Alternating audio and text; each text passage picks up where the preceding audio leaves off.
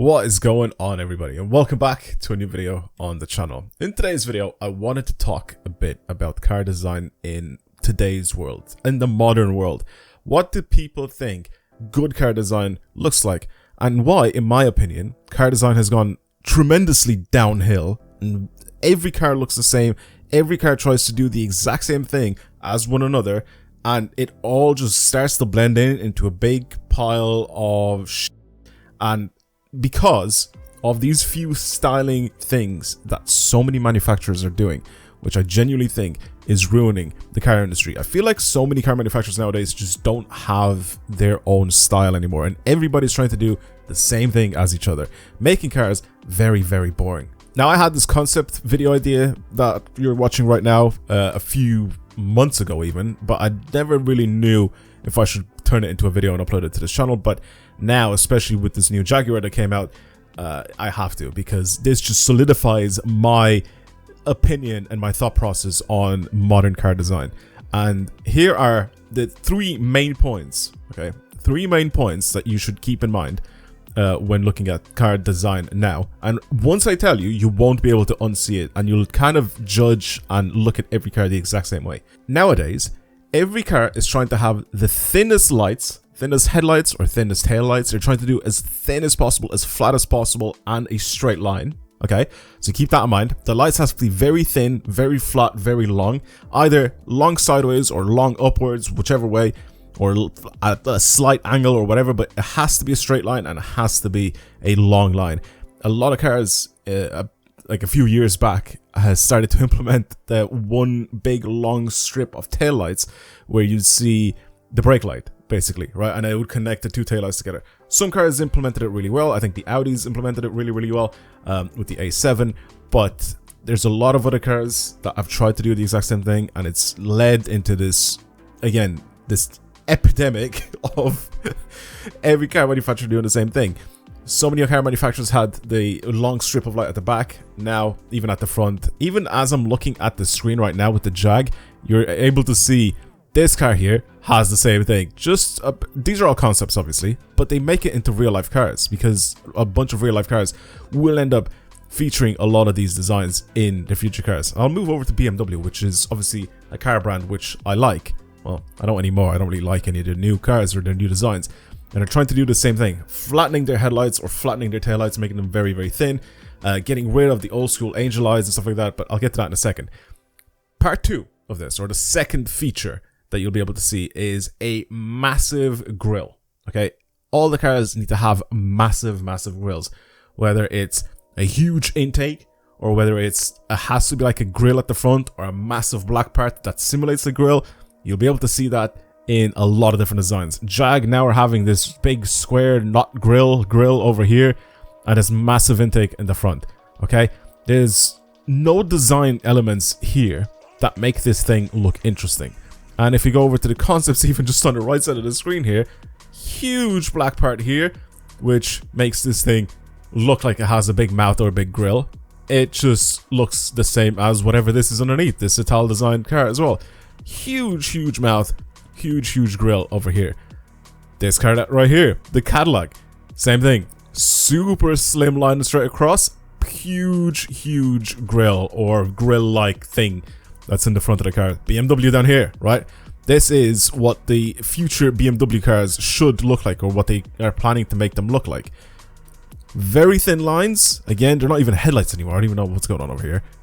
Very thin and flat, whatever this is. Like, it's got like lights in the fake grill. Like, I don't even know what to, like, what does this even look like? Yeah, it's just whatever this is. It's not a headlight and it's not a grill. I don't know what that is. And then you come to these whatever grills here. For whatever reason, they decide to kind of keep the kidney grills but absolutely destroy them. And then this huge intake at the bottom. And we'll stick with this car up on the screen right now, especially BMW. I've noticed this a lot with. They're getting rid of a lot of shapes. Like, this is the third thing. They're getting rid of a lot of shapes from the car. So they're trying to make it as flat and as square as possible. They don't have any big, nice creases that go along the side of the car. They don't have any like big swoops, or they don't have anything that will essentially like the body of the car, right? Too much. Tried to make it as smooth as possible and as slim as possible, right? This thing, again, the wheel arches that you should see here, nothing sticks out too far. You see like tiniest little bulge here, which kind of sticks out a little bit over the rear arch. And then again, completely flat. There's no line that connects the front to the rear. There's this very, very slim, but also still flat line, which kind of changes the shape of the door, which goes down. And that's pretty much it. You don't have that. That's everything with this car. That's everything that I've talked about. This car has it. Same with the mirrors again. Obviously, cars getting rid of mirrors and replacing them with cameras. Super slim, super long is the way that, by the looks of things, the car manufacturers are trying to go. Here's the VW ID code concept. Again, super slim headlights. This one doesn't even have a grille at all. It just looks very, very weird. It looks like a weird Tesla. If I and then the side of it looks like a Jag. Am I wrong that the side of it looks like a old like F-Pace? It looks like a concept F-Pace Jaguar. Whereas the light at the back, massive thin light at the back. Again, I know that these are concept cars, but a lot of the manufacturers like end up actually implementing these designs in real life into their cars. If you go into BMW, and you can see from all the way up at the front here, if you go to the BMW i5 for example, they've slimmed the headlights, and now they don't even have angel eyes anymore. They just got rid of them and they put just two straight lines that go down like that. And again, if you go to the rear, very, very, very slim lights at the back, really long lines. That is pretty much their entire design for the rear end. I mean, these taillights already exist on the BMW 8 Series and BMW 3 Series. They kind of just brought these lights out again into the 5 Series. The same or very similar shape already exists on previous models of BMW. BMW M5 is a very, very obvious one with exactly what I was talking about, with huge gaping intakes here. No separate. I mean, you can kind of have like this little bit in the middle, the separation, but again, BMW's design is very, very strange nowadays. Really, really strange. It doesn't have like this crease here that goes along from the front to the rear. It's very, very flat and very, very like stuff just doesn't go together well, right? And I'll show you guys in a second what I'm talking about. Just stuff just seems to, it's just random shapes thrown together to make it seem as if it's aggressive, with the lights obviously you know, tilted downwards and stuff like that, and a huge mouth, kind of like an angry type of mouth from the grille, which is what a lot of manufacturers try to do. Obviously with their sportier versions of their cars, they try to make it look a lot more aggressive. Like if you compare this thing to the i5 for example, the 5 Series, you can see like this one has more of an upwards tilting mouth here. I'm not a car designer, but this is what I see, all right, when it comes to cars. So this was a lot more pleasant to look at. It's what they want people to, it's more inviting to the regular person, and it's not as aggressive as the M5 like front end. You can see it, you know, angry, more downwards, more aggressive looking at the front end. And yes, this car does have presence. I still don't like it. I still feel like the overall shape of this thing is a little bit weird, with this whole rear end kind of tilting down a bit too much, where it seems like it's almost like coupe-like, almost like a Audi A7 type of vibe going on at the back end here. Of course it isn't, but it just looks like it from some of the pictures. So if you go to this, you can see how it just goes straight down instead of kind of going across, and the only thing that's kind of saving it is the rear lip spoiler here. It kind of has it kick up, back up a little bit like this.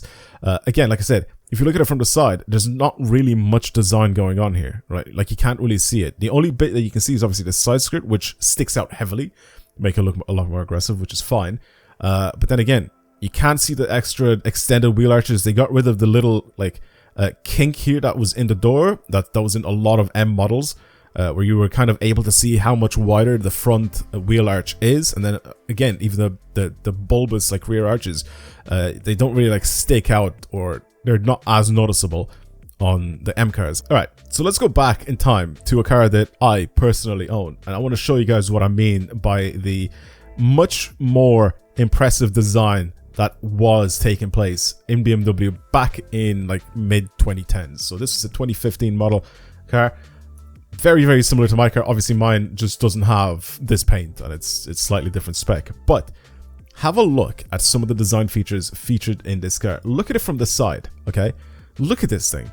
there's so many creases at the bottom of the door, crease in the side skirt. You have this kink over here in the door, which, like I said, other older BMWs had to kind of show how much wider the front track is from the car. So you have this that kind of sticks out a little bit, and you have this line that kind of kicks up like this, and it goes all the way through the side of the door. And this is very noticeable and very prominent, especially when you're looking at it from like kind of like a 3/4 view angle, if you get what I mean. And I'll show you to you guys exactly what I mean. But this thing kicks up and goes all the way across, and this line going over the wheel arch, which you can see it's now a lot wider than the standard 4 Series, and it goes all the way into the taillight. And I think, not this one, but the facelifted taillight. If we go, we try to see if we can find a facelifted version of this car. Oh, there we go. That's perfect. That is a perfect angle.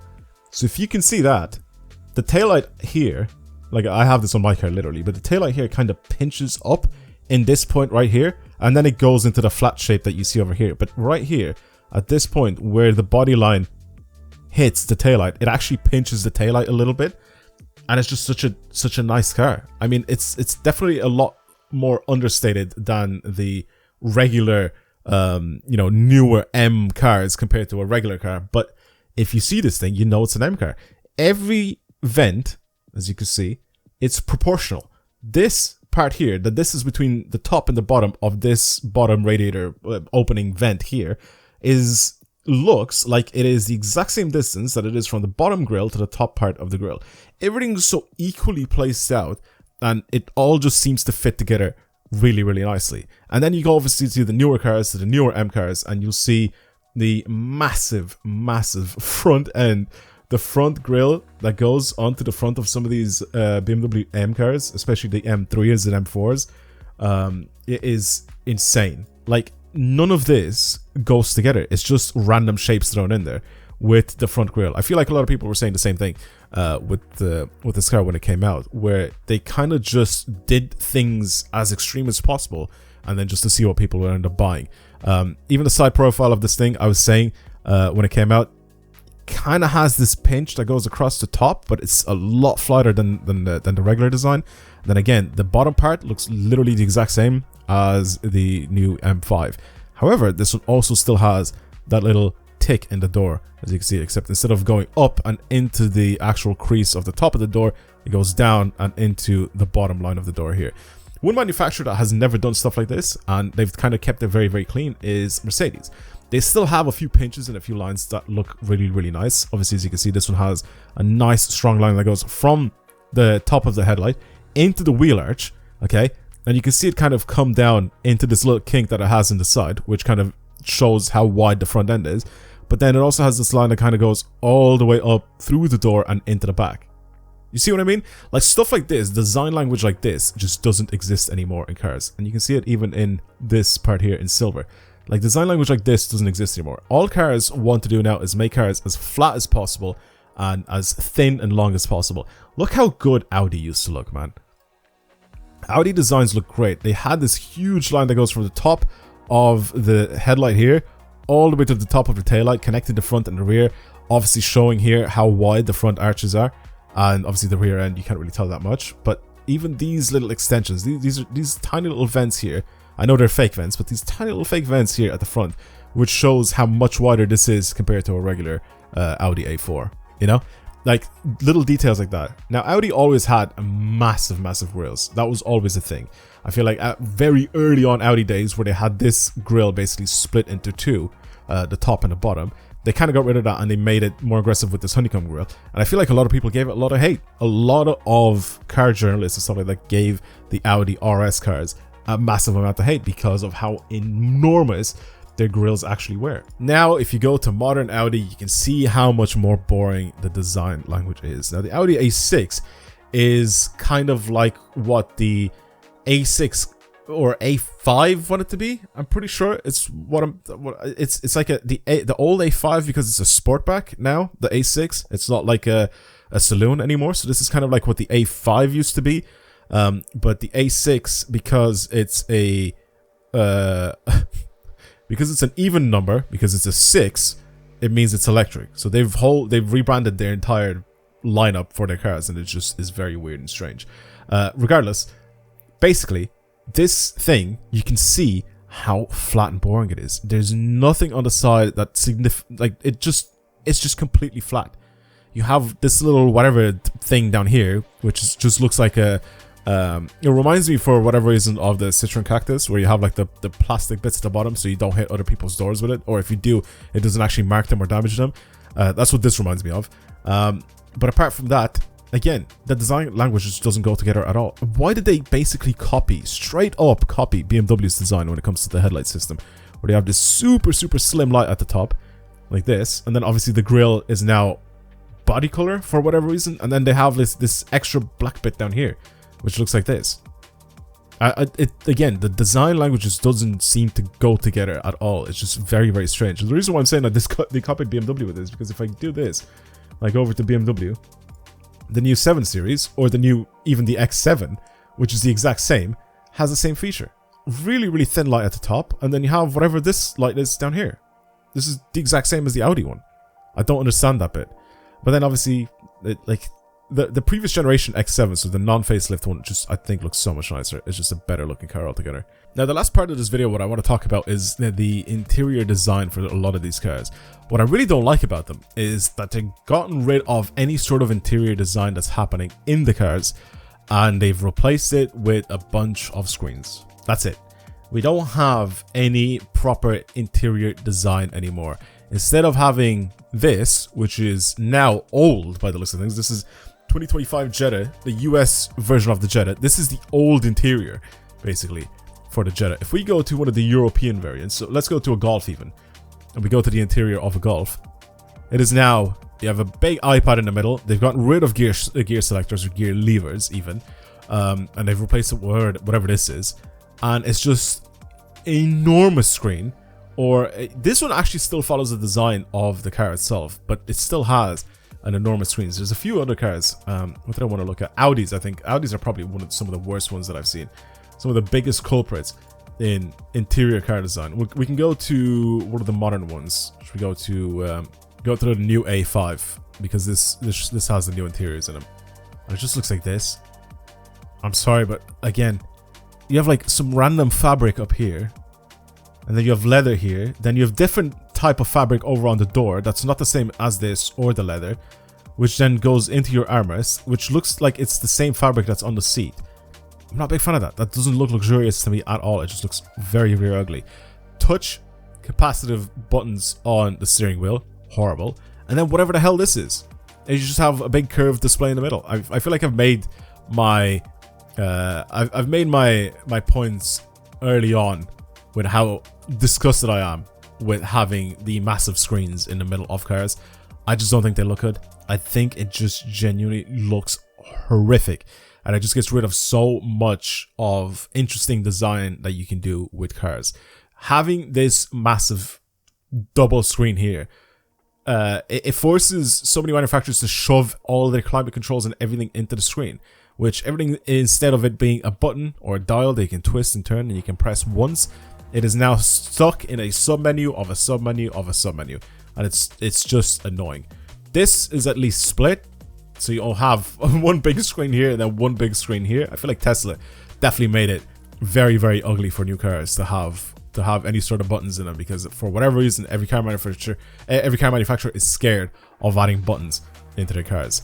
This again, stuck in here, it just doesn't look very pleasant. Again, it's very strange looking, having so many screens in your cars. Pretty sure the Audi A5 was one of the last ones here to use this. Yeah, but they got rid of the little dial here. So the A5 and the A4 from this generation, so sort of the generation of this car, which pre-facelift of this. So this is 2020. So the pre-facelift of this car actually had a little dial here, so you can control stuff on the screen. But at least this Audi, which in my opinion has some of the best virtual cockpit displays, it was this generation of Audi. Obviously they had their own screen with the MMI, but they had separate climate control vents. Look at that.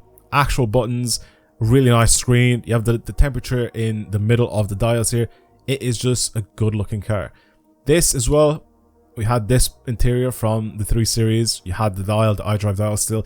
This was still, you can see, leather on the dash, which surrounds the actual cockpit itself, you know, goes up to the top and then around the screen, which is kind of implemented into the dash in a nice shape. It's not just a big monitor that's just stuck there just to be stuck there. But then you go into the newer generation BMW 3 Series. So if I do this and I go to the newer ones, BMW list, BMW, even the M3, right? We'll go into the M3. You go into the interior, it just looks like this. Massive, massive screen. Completely gets rid of any sort of design that's up behind the screens on the dash and everything. Gets rid of it completely. And everything is now on the screen. You have no climate control, no nothing down here at all. And with the newer cars, I think they even got rid of the gear selector. So if you go into the regular 3 Series sedan, which is this is what this looks like. That is just ugly to me. I don't like the big screens. It just looks very, very stupid. And they got rid of the gear selector, so it's now whatever this thing is, the little knob. I'm also not a fan of Porsche's decision making to do the same thing. They got rid of whatever the PDK shifter, which looked really, really nice here, and they replaced it with whatever the hell that is. At least they still have, for whatever reason down here now, the climate control. It's kind of facing upwards instead of facing towards the driver, but it's very, very strange looking. At least they still have actual switches for the climate control and not everything is in the screen. How good does the Corvette interior look though? That looks crazy. It's 2 separate screens obviously, what we have here, but I love the way this kind of surrounds the driver here. It looks really, really good. I'm not a big, massive fan of American vehicles, but the Corvette interior is just something else. It is just a beautiful, beautiful place. It just is. They've done a fantastic job with the interior Corvettes. It looks like what a supercar or a hypercar should look like. It is really, really nice. So I'm not really against screens in cars if they're implemented nicely in the car. You know what I mean? But if there are just a big screen or a big monitor just slapped in there, it's just a bit ugly and a bit of an eyesore to look at, to be honest. And I'm just not a big fan of that. But again, like I said, I mean, it's car manufacturers throwing stuff together and seeing what sticks, pretty much, is what's happening now. Everybody's trying to do something that every other manufacturer is apparently trying to do at this point, because everybody's trying to do the same thing as each other, where they're trying to make everything as flat and, in their eyes, as modern as possible, even though, in my opinion, it just makes cars look a lot more boring. You don't have nice, beautiful creases, and you don't have nice, interesting design language. You just have whatever this is, you know? So, yeah. Thank you for watching today's video. I hope you guys enjoyed it. If you want to see more videos like this on the channel, then of course subscribe. Like this video if you enjoyed it, and of course, as usual, I'll see you guys in the next video. Goodbye.